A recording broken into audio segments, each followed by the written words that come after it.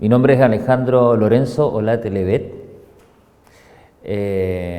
actualmente profesor de educación física, y los recuerdos de la infancia, de la familia, familia magallánica. Mi padre fue Alejandro Olate Maldonado, profesor normalista. Mi madre Silvia Levet Mascareño, con una familia de 3 hermanos menores. Yo soy el mayor, después viene Patricia, Marcela y después Juan Carlos Olate Levet. Concurríamos preferentemente a eventos deportivos desde muy pequeño. Mis abuelos, Lorenzo Olate, me llevaban a eventos deportivos desde muy chico y salí con algunas condiciones porque ambos, mis padres fueron basquetbolistas de la asociación acá. Mi papá jugó básquet y mi madre también por comercial, mi papá por liceo. Por lo tanto, las condiciones innatas al parecer estaban, pero empecé jugando fútbol en la pandilla de mi barrio, muy pequeño, donde actualmente está el Hospital Naval. Y se generaba la juventud más pequeña, jugaba ahí de muchos sectores, era muy entretenido y era el fin. Estudiante inicialmente de la escuela 15 Arturo Prat, con todos mis hermanos, y posteriormente cambio de lugar de estudio e ingreso a la básica del Liceo Luis Alberto Barrera, de quinto hasta octavo y posteriormente a cuarto medio.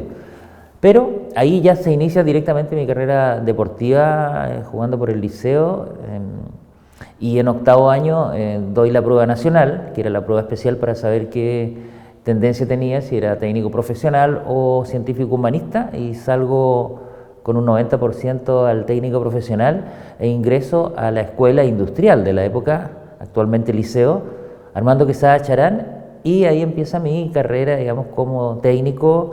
En segundo medio tomo la especialidad de máquinas y herramientas y en 1973 estaba cursando el cuarto medio. En esa fecha los movimientos políticos se hacían muy fuertes, había un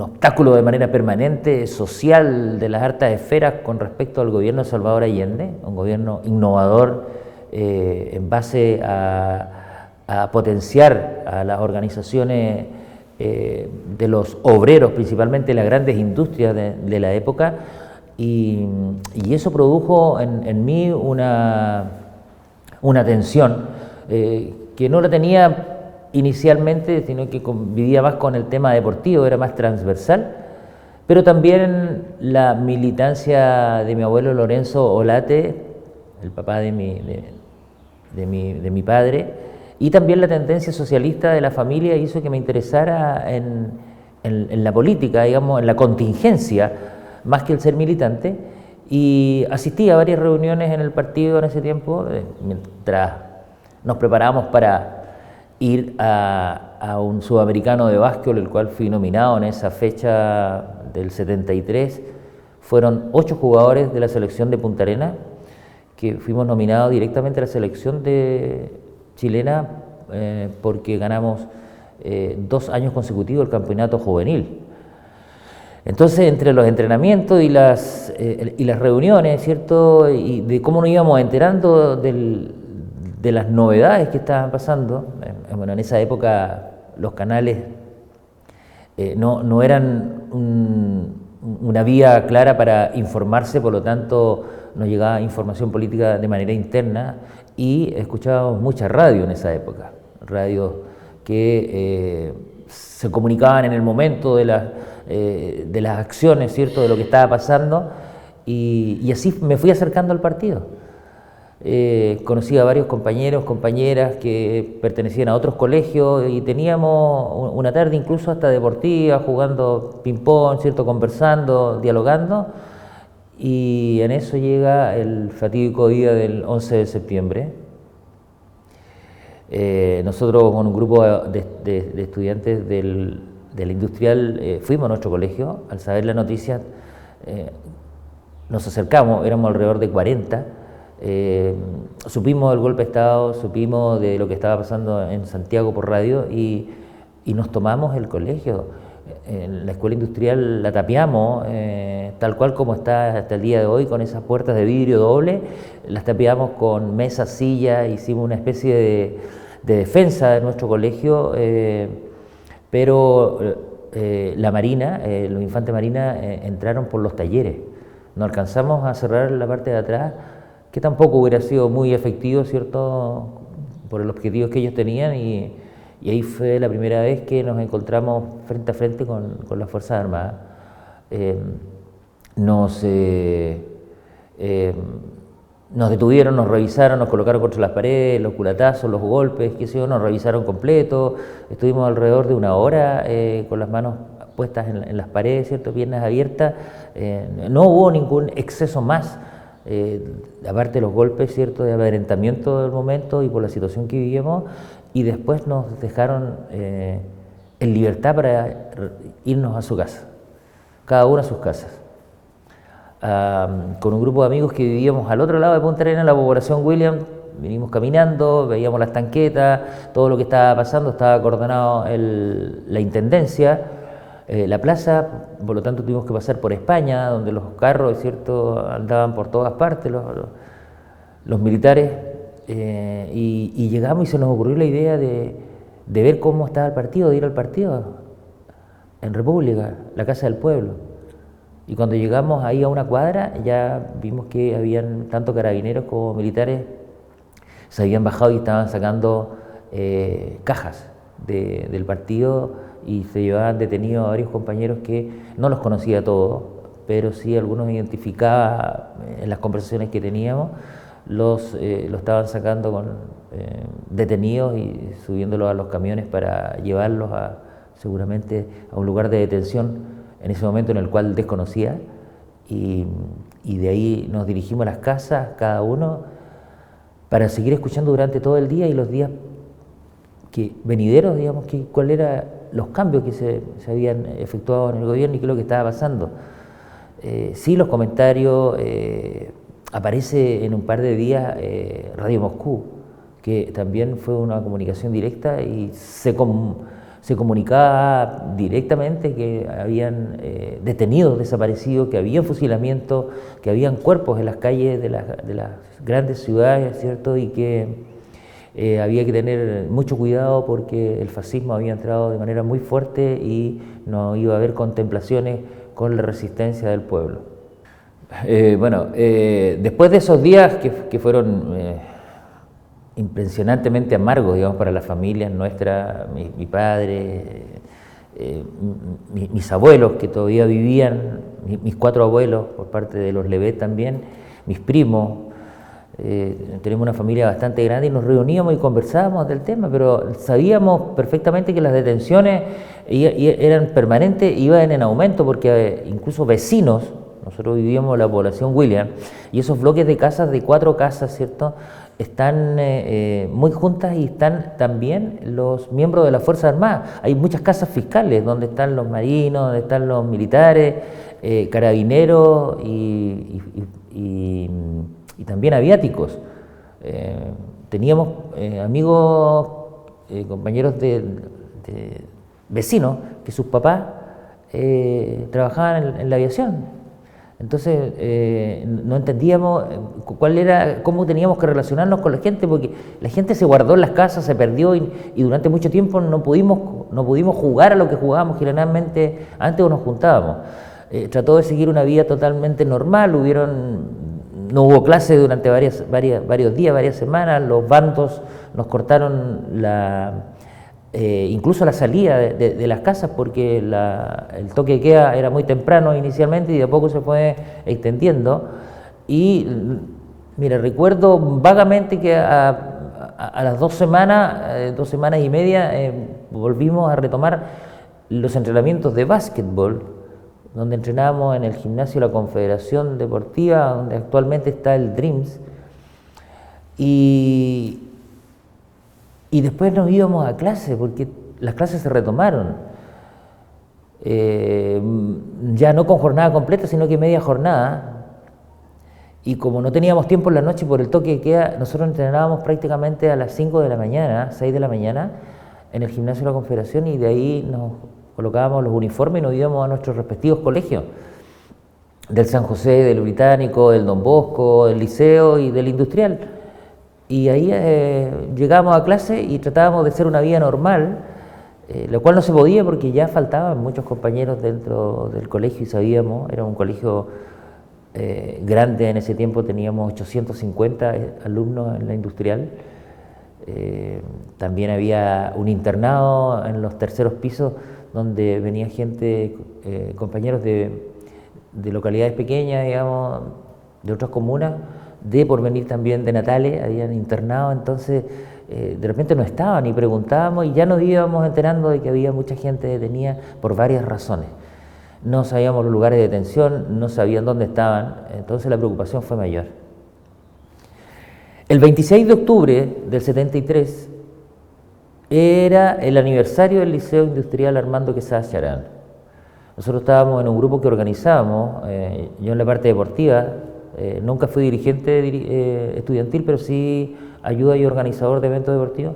Y ese día hicimos una convocatoria en el estadio Ramón Cañas Montalva, entre varias actividades y competencias entre especialidades. No teníamos mucho tiempo para hacer otra cosa, no hubo fiesta, no hubo nada, no se podía. Y el toque de queda era a las 10 de la noche.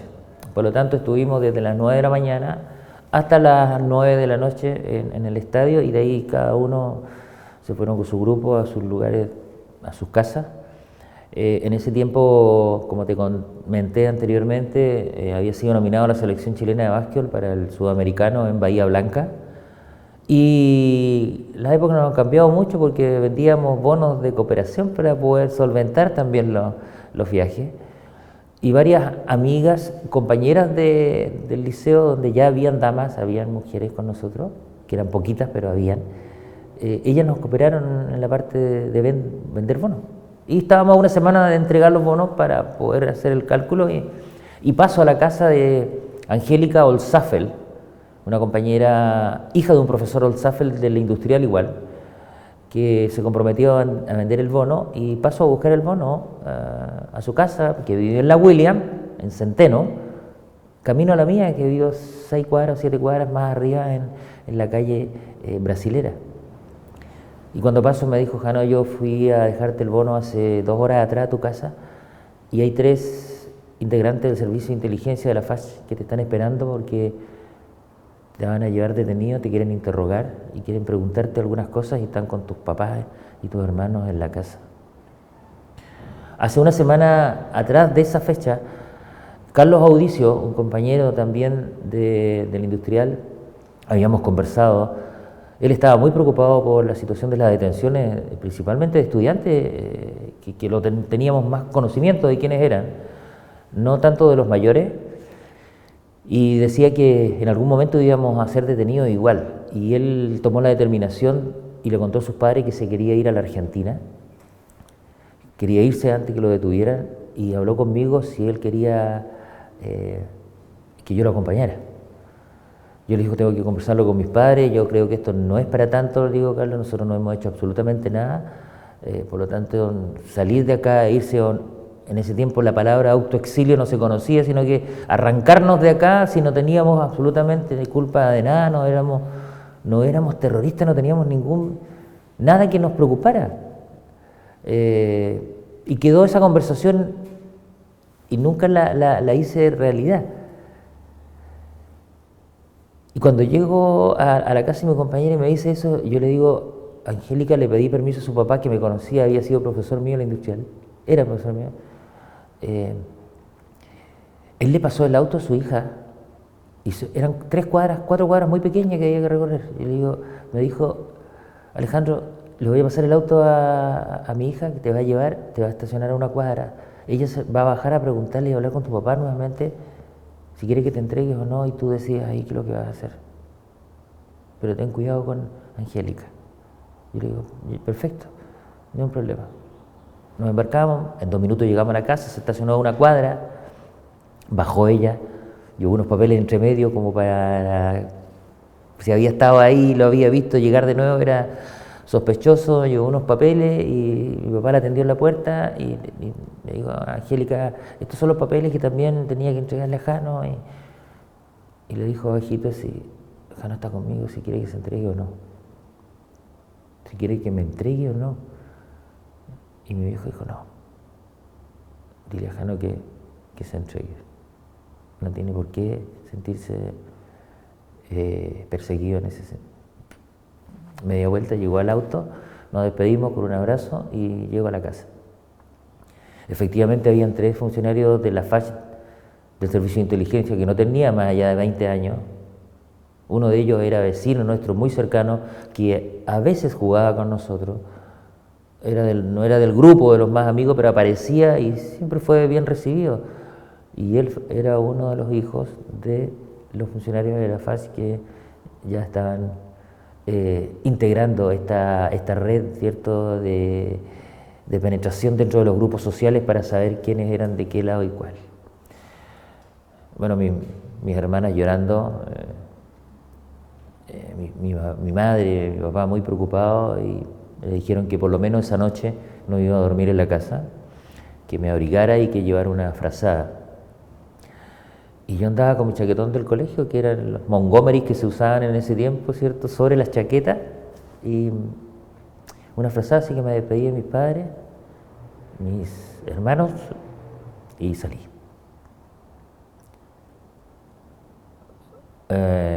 Cuando salí, por supuesto iba viendo hacia dónde iba, y había un estacionamiento cada cierta cantidad de cuadras que ahora algunos no existen en la Williams, y eran calles, o sea, eran pasadizos con flor y césped entre medio de las calles y baldosas, no era una calle como es ahora. Y a medida que me iba acercando al jeep que me estaba esperando, porque era un jeep, no era un camión, ellos me vendan la vista y me amarran las manos a la espalda y me meten al jeep. Y ahí en el jeep ya empecé a recibir los primeros tratos de golpes de culatas de revólver principalmente, porque era muy chico el espacio y los fusiles eran muy grandes, pero fueron golpes a la mandíbula, golpes en la cabeza, en el pecho, en los hombros, mientras me insultaban, y de ahí un par de vueltas y se detienen en un momento y hablan con otro militar por las órdenes y lo que yo escuché, y estaba llegando a algún recinto uniformado. Cuando me bajan del jeep y me sacan la venda, sé perfectamente dónde estaba, porque en ese gimnasio del Pudeto, nosotros entrenamos como selección local chilena, entrenábamos en ese gimnasio también, entonces lo conocía bastante. Así que ahí me di cuenta que estaba en el regimiento Pudeto, entrando al gimnasio, y cuando entro ya el toque de queda había pasado, por lo tanto todo el gimnasio, todo lo que es el recinto deportivo, estaba ocupado con camas, con pequeñas colchonetas, compañeros tirados en el suelo, tapados, qué sé yo, con una luz bastante tenue que se veía si había algún movimiento, y ahí había una gradería que va a un pequeño segundo piso como un escenario, y ahí estaba la comandancia y la guardia que cuidaba el recinto. Ahí me pidieron los datos. Ya estaba sentado en un lado un poco más allá Pablo Geria, que era del Liceo de Hombres,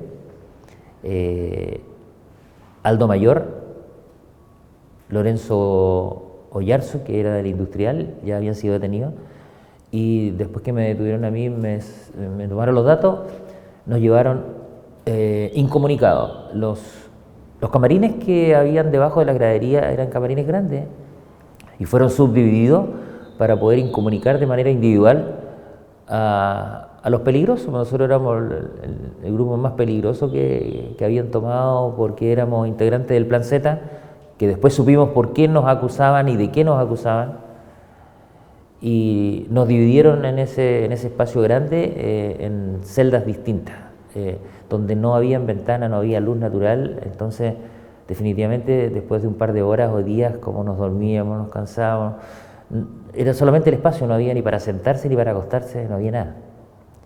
Y así pasaron horas y perdimos la noción del tiempo, a todos nos pasó lo mismo.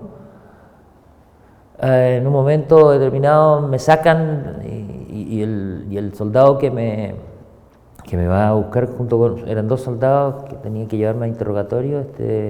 Ellos me comentaron de que ya habían pasado 2 días que nosotros estábamos ahí, que yo estaba ahí, no sabía cuánto tiempo.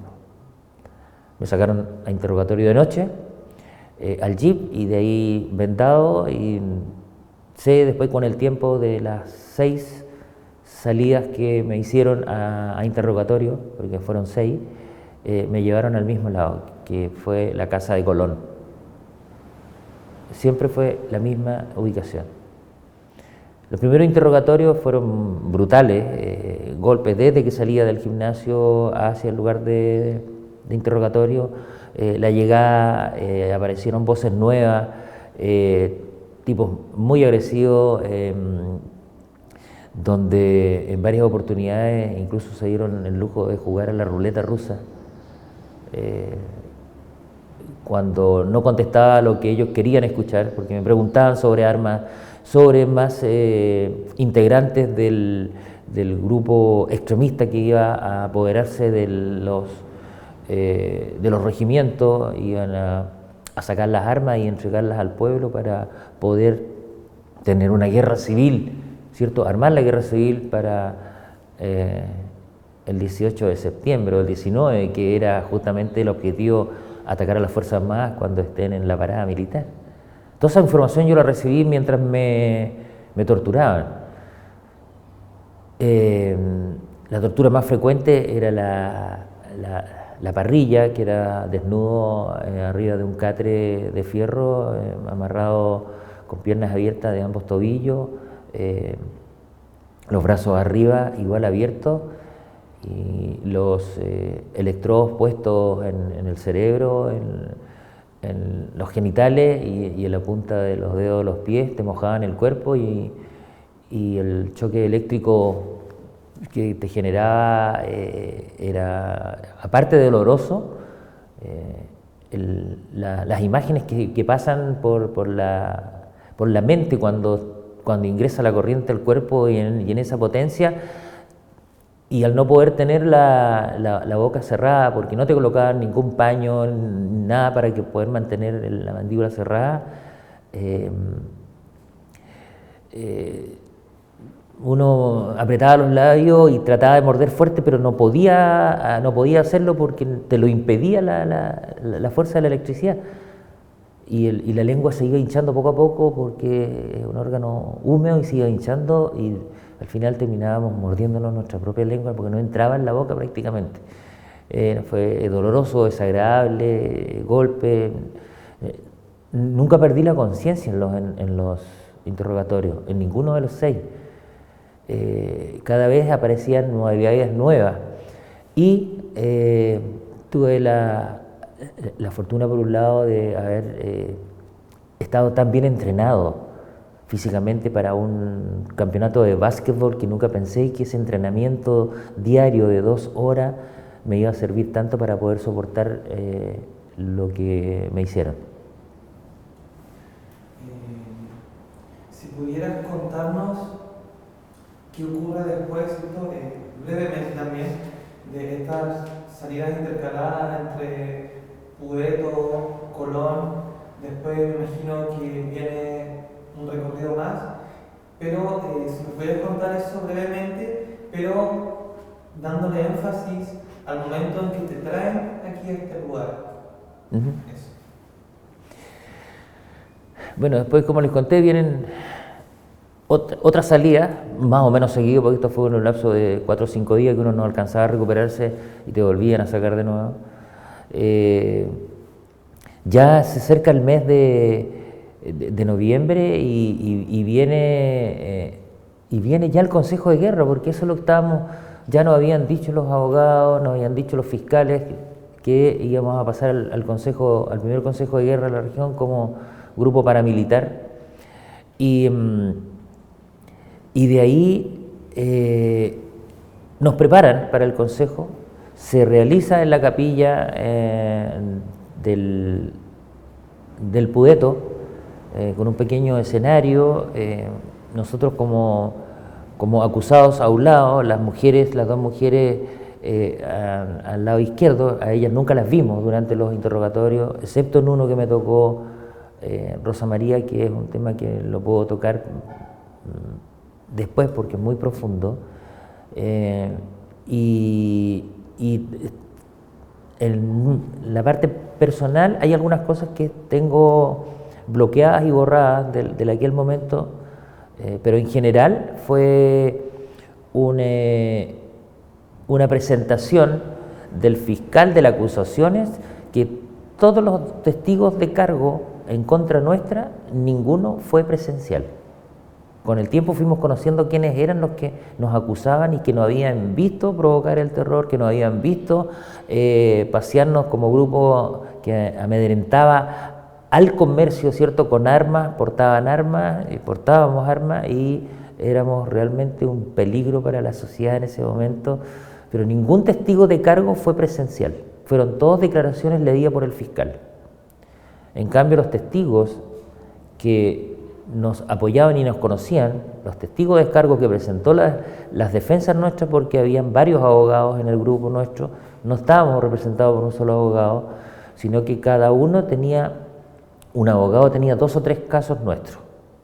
A mí me tocó el abogado Juan Vivar, él defendió mi caso, y los testigos de descargo fueron el director de la industrial de la época, el inspector general de la época, que tengo muy buenos recuerdos de don Humberto Vera Pérez, el Papi Vera, muy conocido en el ambiente educacional, siendo un tipo incluso de tendencia derecha, fue el que más nos defendió, que nos conocía desde que entramos a primero medio a la industrial, éramos deportistas, éramos otros que eran artistas, folcloristas dentro del grupo.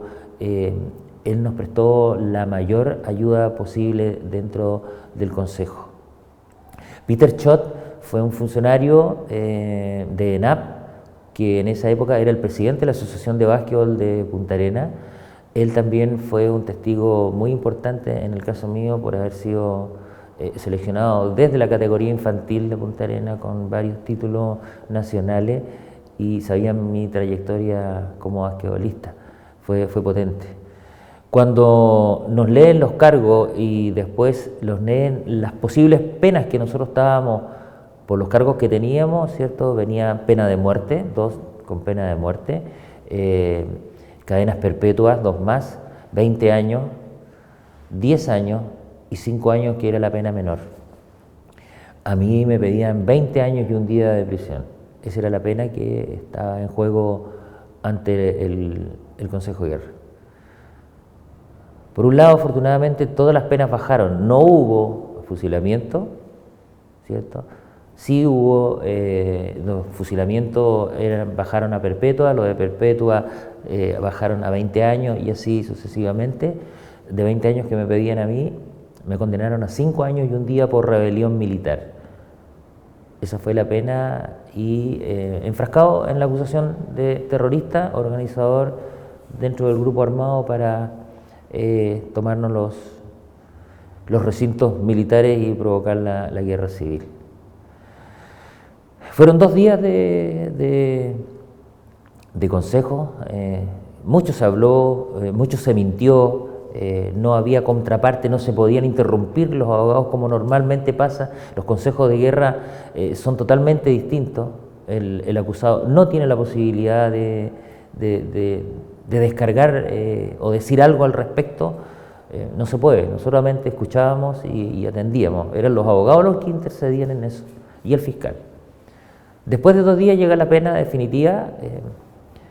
Yo pensaba inicialmente a los 20 años, y lo tengo presente hasta el día de hoy, que teniendo 17 y condenado a 20 años y un día, a los 37 años podía salir y podía estudiar y podía formar una familia. Ese era el pensamiento que tenía en ese momento. Al rebajar la pena, ya se veía con otros ojos, o sea, un tiempo que es soportable, que se puede hacer algo, voy a salir más joven, voy a poder hacerlo de todas maneras, pero siempre fue mi idea de volver a retomar mi vida para ser profesional algún día y seguir haciendo lo que me gustaba. Termina el Consejo de Guerra, nos trasladan a un container con todas nuestras cosas, a un container, éramos 14, y nos dejan ahí durante 2 días. No sabíamos realmente qué iba a pasar con nosotros, nadie había dicho van trasladados a tal parte, van a ingresar a otro recinto, no, 2 días. Y a los 2 días comíamos ahí, las necesidades las teníamos que hacer ahí mismo porque no nos sacaban del container, estaban sellados, y con los guardias permanentes resguardando. Y posteriormente nos avisan de que vamos camino a un nuevo recinto de detención, ya de condenados, para esperar el tiempo prudente para ser trasladados a otro lugar. Ahí nos llevan al regimiento Ojo Bueno. El regimiento Ojo Bueno estaba en construcción. Todo lo que es sistema alcantarillado estaba ya en la mitad avanzado en el regimiento Ojo Bueno, y la otra mitad seguía en proceso, un regimiento bastante grande y moderno para la época. Y llegamos a una especie de salón grande donde, entre comillas, barracas, ya era un hotel, baldosa, vidrios, espejos en los baños grandes, limpio, era todo nuevo. Realmente recién ahí nosotros pudimos descansar un poco y asearnos de la manera que correspondía. Nuestras camas eran individuales y había mucho espacio entre una cama y otra. En esas habitaciones entraban 100 soldados en camarote. 100. Estaba proyectado para 100 soldados. Y nosotros éramos 14 y estábamos en camas individuales, era un verdadero hotel para nosotros en ese momento. Y ahí estuvimos durante varios meses, mes y medio aproximadamente, porque pasamos la primera Navidad y Año Nuevo en ese recinto. Les permitieron a nuestras familias ir a vernos. Una vez condenados había un régimen de visita semanal, que era 1 hora de visita por familia, y ahí recibimos los dulces, las tortas, ¿cierto? Y algunos regalitos para Navidad y Año Nuevo también. Los primeros días de enero, yo calculo que ahí por el 10, que tampoco la fecha la tengo exacta, ya nos sacan del lugar y nos llevan a la comandancia para poder ordenar y arreglar el frontis de la comandancia y hacer un trabajo de jardinería, porque estaba muy pelado y había que mononarla, así que todos trabajando, tierra negra, habían plantas que habían comprado, estábamos en eso cuando suenan 3 disparos de alerta.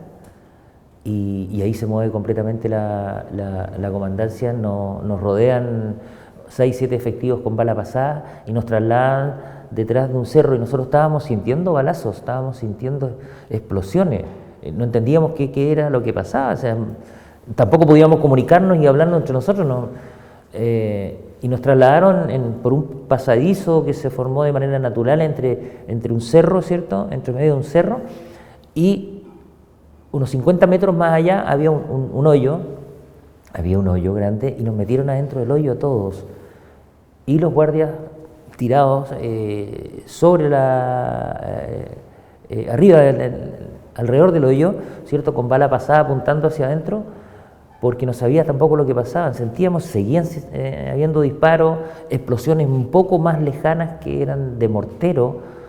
Y ahí se comunican después y le avisan a los guardias que la gente que estaba trabajando ahí hizo fuego muy cerca, y el fuego entró hacia una bodega donde habían residuos militares. Y la verdad es que nosotros pensamos que ahí era el momento de habernos dado de baja, y nos estábamos despidiendo entre los compañeros porque era la excusa precisa. Podía haber sido la excusa precisa para haber dicho: se rebelaron, quisieron tomar la comandancia, asaltaron, quisieron apoderarse y escapar, y nos dieron de baja.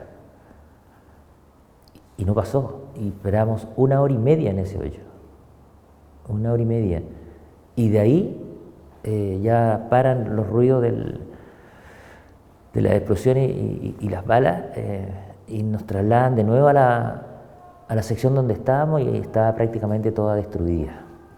Estaba destruida.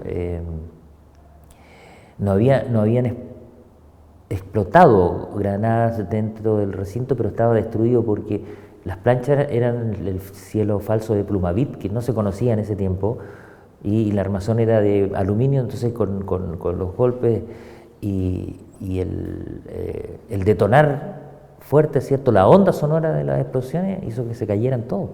Las camas nuestras estaban tapadas de Plumavit. Tuvimos que sacar la Plumavit, ¿cierto?, y buscar las camas, las bolsas donde teníamos, porque íbamos a ser trasladados a otro lado. Yo llego a la cama, cerca de la cama, yo tenía mi guitarra, había ido a buscar, me habían llevado la guitarra para poder tocar, que yo cantaba algo en esa época, me gustaba, y me acerco y saco Plumavit, y de repente se me ocurre mirar el techo, y había un forado en el techo de algo que entró ahí y que no pasó nada. Entonces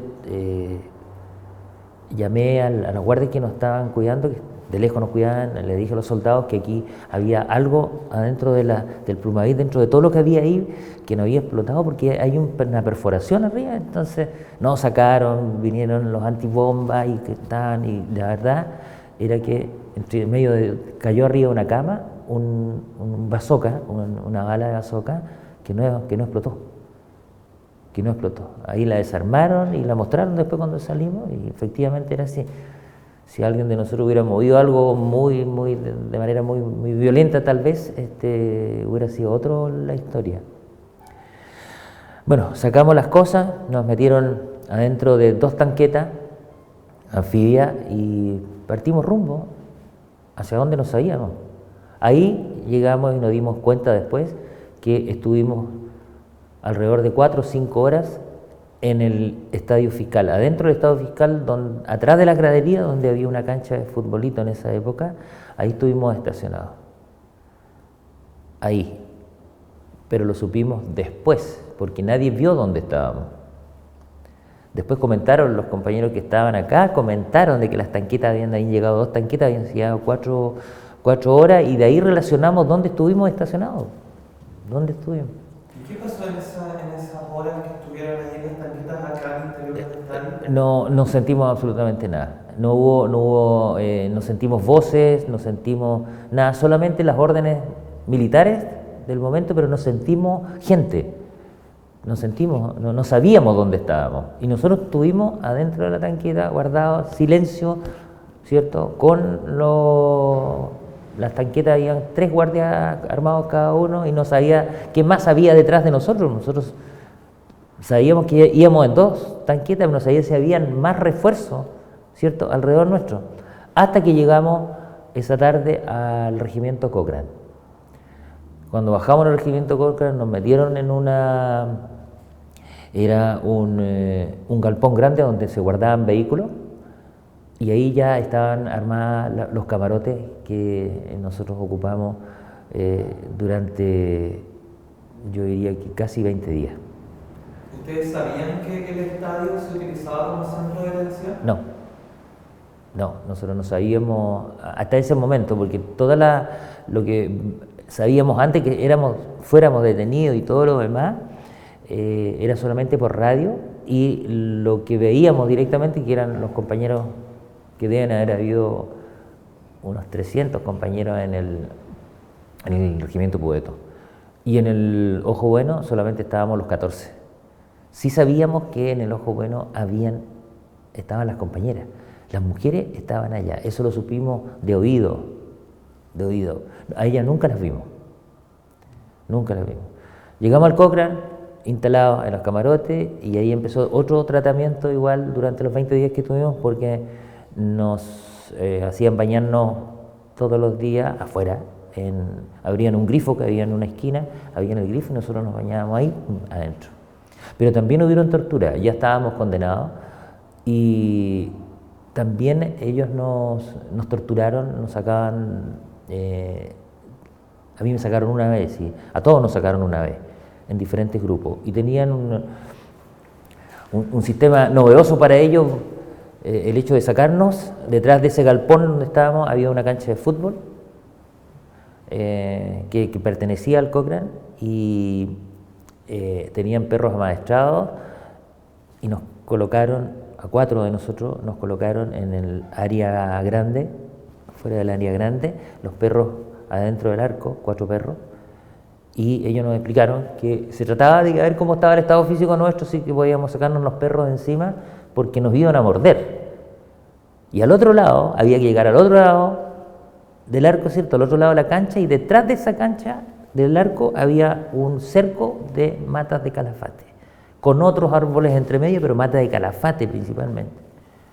Me dicen, lo que tienen que hacer es tratar de llegar allá y tirarse arriba de las matas de calafate si alcanzan a llegar, si no los perros los van a hacer bolsa. Y claro, nos da la partida y nosotros, bueno, teníamos estado físico, pues éramos cabros, pues. Pero nunca tiraron los perros inmediatamente. Esperaron que llegáramos cerca de la mitad de la cancha. Y de ahí recién sentimos que los soltaron y mirábamos para atrás, porque no hubiera sido posible llegar al otro lado con nuestra velocidad. Muy jóvenes, pero no. Y llegamos al otro lado y tuvimos que tirarnos desnudos, estábamos desnudos sobre las matas de calafate. Y de ahí a enfermería, sacándonos las espinas, curándonos, quedábamos para cagar. Eso fue una vez. Ese fue un tratamiento especial.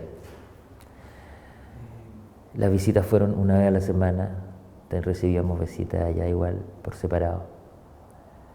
Y de ahí ya nos trasladaron a ASMAR con todas nuestras cosas y partimos en un destructor, no recuerdo el nombre, separados en el barco. Todos los terroristas teníamos que ir separados con guardia, con 3 guardias o 2 guardias cada uno, para no comunicarnos y que no vayamos a tomarnos el barco.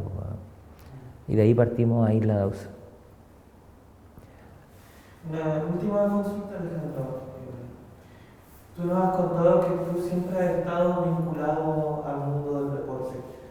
¿Tú sabías o te imaginarías en esa época que el Estadio Fiscal como sitio deportivo podría haber sido utilizado como centro de detención, secuestro y torturas? No, nunca se me pasó por la cabeza que un recinto que estaba para ser inaugurado prontamente, pues ya llevaban de construcción alrededor de 2 años y medio o 3 años aproximadamente, que era lo más grande que se construía en esa época, digamos, con esa nueva infraestructura y la calidad con que iba a funcionar. Nunca me imaginé que aquí iban a tener a nuestros compañeros. Jamás. Posteriormente, después de todo, ¿cierto? El tema de Dawson, el año y medio, año 4 meses, digamos, que pasó aproximadamente en Dawson, también fue chocante el hecho de llegar allá y ver que estabas entrando en una película de guerra, de la Segunda Guerra Mundial. O sea, era un campo de concentración que habíamos visto en películas, ¿cierto? En documentales, y era la realidad que se nos presentaba. Y dónde estábamos, tuvimos que conversar mucho entre nosotros y cómo poder enfrentar eso. Saber que íbamos a estar en una barraca de 80 compañeros en camarotes de madera muy pegados unos a otros, y cómo se nos fue llenando después de los consejos de guerra venideros. Se hizo entre una catarsis, nos comprometimos, digamos, a muchas cosas nosotros dentro del grupo de gente que no nos conocíamos, no teníamos idea de quiénes eran, nos fuimos conociendo de a poco, que llegaron otros partidos, gente de mucha edad. No podíamos entender que eran un peligro para la sociedad y habían sido condenados. Llegamos a tener incluso entre todas las barracas un delegado en que internamente teníamos incluso un plan para poder tomarnos el complejo de Dawson por la cantidad de efectivos que tenían, que los doblábamos prácticamente 5-1. en un momento determinado, si empezaban a haber fusilamientos y muertes, teníamos un plan para poder apoderarnos del lugar. Después, con los años, yo vuelvo a este recinto y me entero que mis compañeros estuvieron acá, el monolito que hicieron, volví como jugador de un club deportivo, del Scout, y estuve dentro de estos camarines. Yo sabía la historia de lo que había pasado ya. El resto de mis compañeros no lo sabía, no lo sabía. Me guardé la información o el secreto hasta conocerlos más, ¿cierto? Y poder contarles en confianza qué es lo que había pasado acá. Y aquí, en estos camarines, me vestí con la camiseta verde y negra del Club Deportivo Scout y jugué en este estadio y siempre lo tuve en la memoria, que fue un sitio de detención, un sitio de tortura. Y por eso estoy acá, por tratar de contar lo que viví, parte de mi verdad. Hay muchas cosas todavía que conversar, pero eso lo dirá el tiempo. Muchas gracias, Alejandro.